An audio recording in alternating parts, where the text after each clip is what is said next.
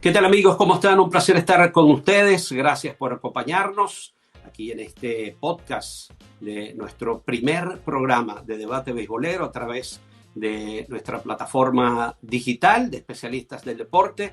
Hoy con un invitado muy especial, con José Pablo Coelho, con quien vamos a hablar un poco, a analizar qué fue lo que ocurrió con la selección mexicana de béisbol en los Juegos Olímpicos tras lo que muchos llaman un fracaso, irse sin ninguna victoria y con una gran controversia, José Pablo, de lo que tuvo que ver con la separación de poderes entre Juan Gabriel Castro y Benji Gil. Hay mucho que cortar, hay mucha tela que cortar allí, mucho que analizar. Fue muy bien en la Premier 12 al equipo mexicano, parecía haber allí un ambiente maravilloso, parecía México tener una estructura muy compacta, muy efectiva y que tal vez en el periodo de haber conseguido su pase a los Juegos Olímpicos, a la competencia en sí, ya en Tokio, íbamos a tener a una selección incluso tal vez mejor, ¿no? Probablemente se iban a seleccionar algunos jugadores para sumar más a este proyecto que encabezaba Juan Gabriel Castro. En un punto inesperado, esto dio un giro en el que Benji Gil se encargó del equipo.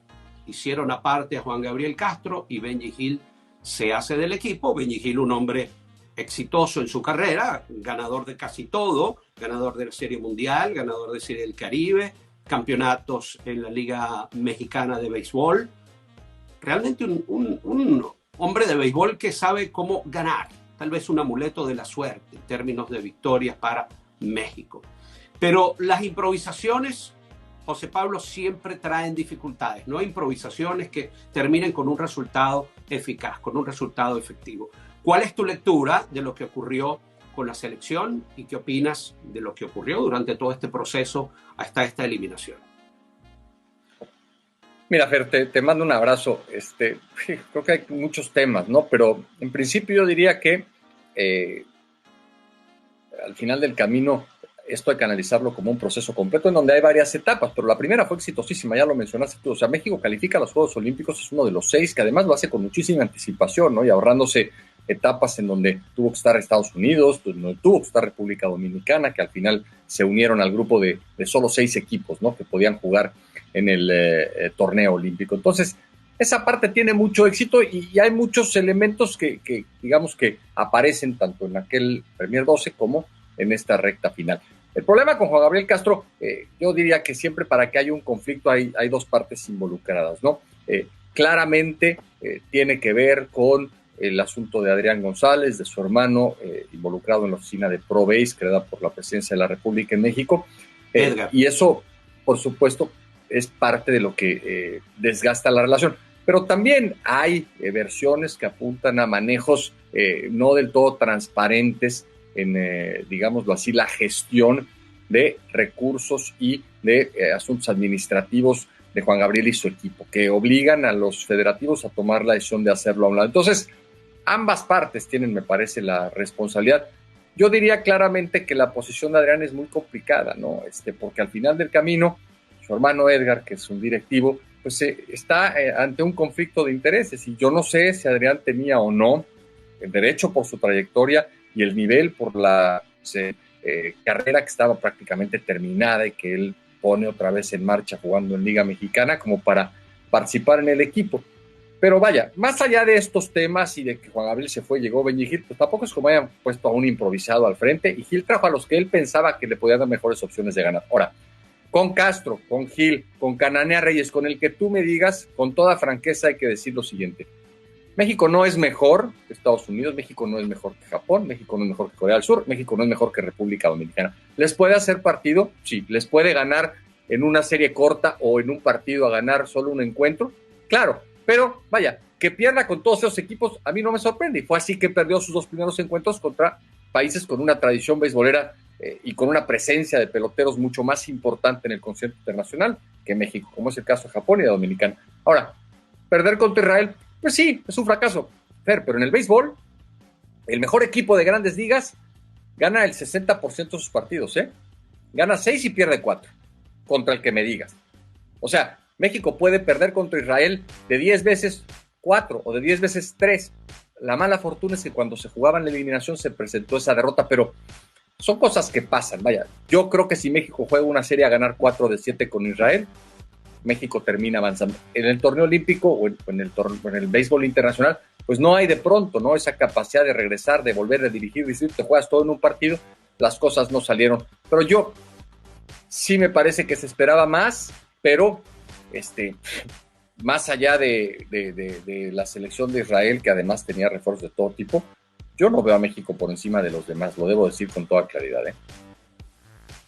Pero a mí me parece, José Pablo, que tampoco refleja el crecimiento que ha tenido México en los últimos años. México, que vemos cada vez más jugadores mexicanos en grandes ligas, que vemos tal vez un mejor nivel tanto en la Liga del Pacífico como en la Liga Mexicana.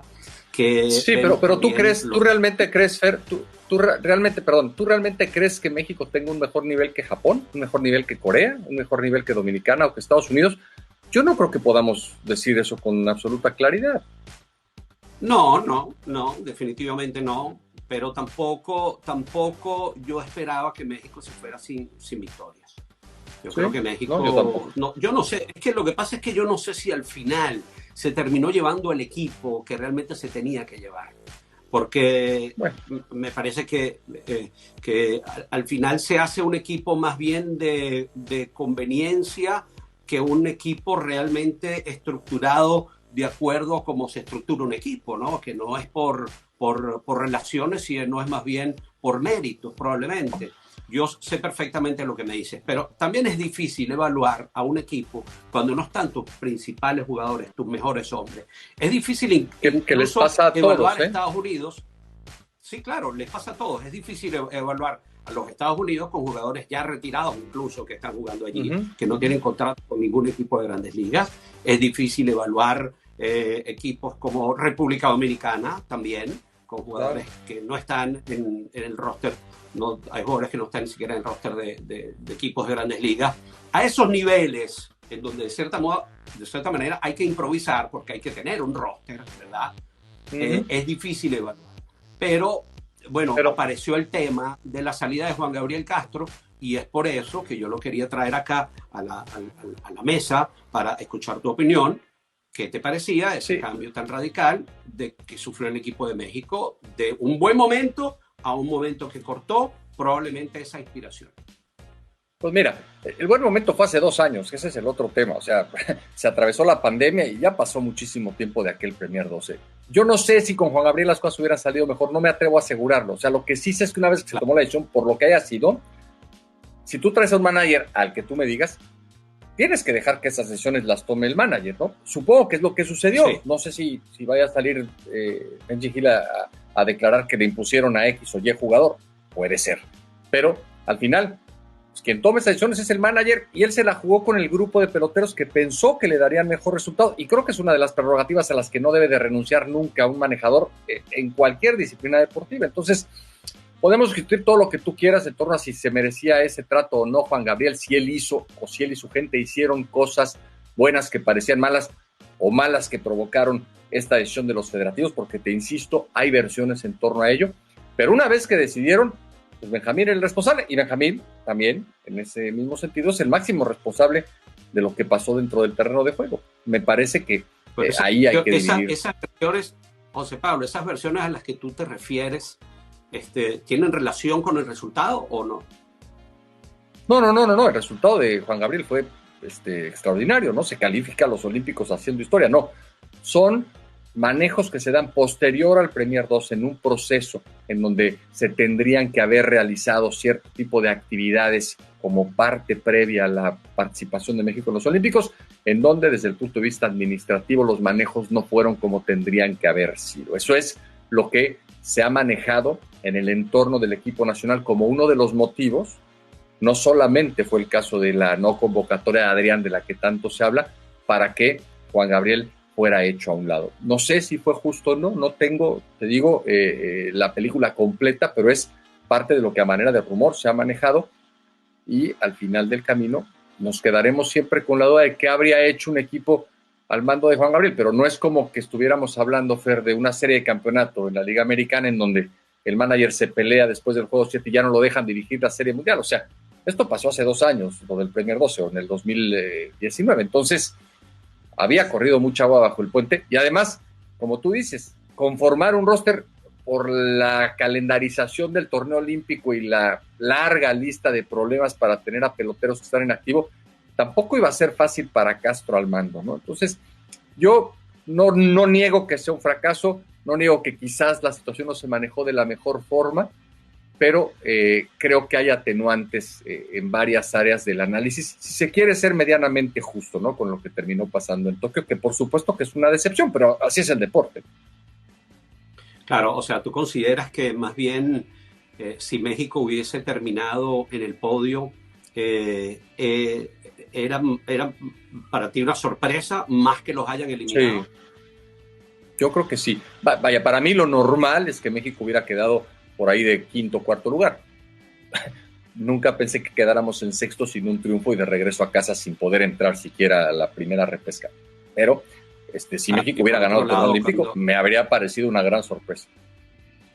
Sí, cuando muchos ven esa derrota con Israel, por ejemplo, dicen, bueno, pero qué historia, qué peso puede tener Israel en el mundo del béisbol.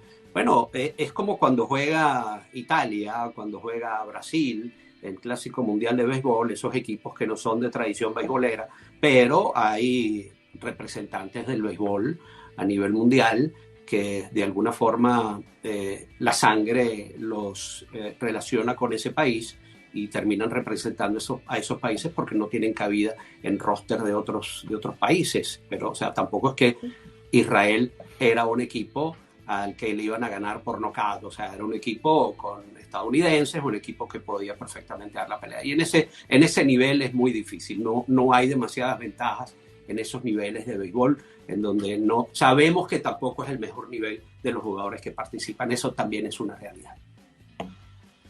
Así es, Fer, pero vaya, por supuesto entiendo, ¿no? El descontento, entiendo que haya, por supuesto, controversia, y a mí me da la impresión de que quien tendría que haber sido mucho más cuidadoso con su participación en el manejo de este proceso es Edgar González, por ese conflicto de interés y la presencia o no de su hermano en el roster. No creo, ¿no?, que quien a Edgar le dio esta responsabilidad deba de estar muy contento con todo lo que se está diciendo. O sea, Edgar tiene una encomienda importante que es promover el béisbol y por eso se tomó la decisión de establecer ese fideicomiso, ¿no?, de parte del presidente de México, y me parece que esa es una responsabilidad lo suficientemente importante como para atenderla. Ya involucrarte en si tu hermano juega o no en un torneo olímpico, me parece que tomando en cuenta esa posición oficial de poder, digamos, en la estructura del béisbol en México, con el apoyo implícito del presidente, pues me parece que es una equivocación. Entiendo, ¿no? Y uno quiere lo mejor para su familia, lo mejor para sus hermanos, pero a mí quizás me habría gustado que Edgar jugara otro papel más a la distancia de lo que terminó siendo, de acuerdo a las versiones que conocemos, su participación dentro de este proceso. Sí, y al final yo estoy muy seguro que tanto Edgar como su hermano Adrián, perdón, y todas las personas que participan en la organización, en la creación de los equipos que puedan representar a México, su principal objetivo es conseguir una victoria, es conseguir un logro. Nadie construye un equipo, nadie construye la representación, la selección de un país para perder. Todos van con su con sus mejores ganas, con su mejor actitud para llevarle a su país una medalla o una victoria a donde quiera que jueguen. Yo de eso no tengo la menor duda. Las cosas simplemente no se dieron, es un torneo corto, en un torneo corto pueden pasar muchísimas cosas, en esta ocasión no se pudo, así que bueno, allí queda la reflexión y que cada quien piense lo que quiera, pero ahí está el resultado. En este año simplemente no se dio y siempre es mucho más fácil culpar que reconocer los logros de los demás. ¿No es así, mi apreciado José Pablo? Sí, de acuerdo contigo, pero te insisto, yo creo que Edgar en esta ocasión no tendría que haber intervenido en la conformación del plantel, como tampoco lo tendría que haber hecho Adrián, si es que así fue el caso, ¿no? Uno era un pelotero que podía o no ser llamado y el otro era un directivo cuya responsabilidad no tenía o no pasaba por la conformación del grupo ni de manejadores ni de jugadores, ¿no? O sea, que yo sepa, esa no es una atribución del director del fideicomiso para promover el béisbol en México. Entonces, es ahí donde encuentro yo un conflicto de interés en donde me habría gustado no ver a Eder. Muy bien. Bueno, muchas gracias, José Pablo, por tu opinión, como siempre, con tu personalidad y tu autenticidad. Mucho gusto haber compartido contigo en este espacio, en este podcast de este martes, en donde se inició este nuevo show de debate beisbolero a través de especialistas del deporte. Yo los invito a que ustedes se suscriban, se registren, se suscriban a especialistas del deporte para que puedan gozar, disfrutar de todo el contenido premium que tenemos en nuestras plataformas, donde pueden también tener acceso en YouTube, en las diferentes plataformas para escucharlo en podcast y obviamente en nuestra plataforma principal en especialistasdeldeporte.com. Ha sido un placer enorme, José Pablo, tenerte conmigo. Igualmente, Fer, te mando un abrazo y pronto nos encontramos. A todos ustedes, muchísimas gracias y sigan conectados a todo lo que tiene que ver con el contenido premium de especialistas del deporte. Hasta el próximo martes.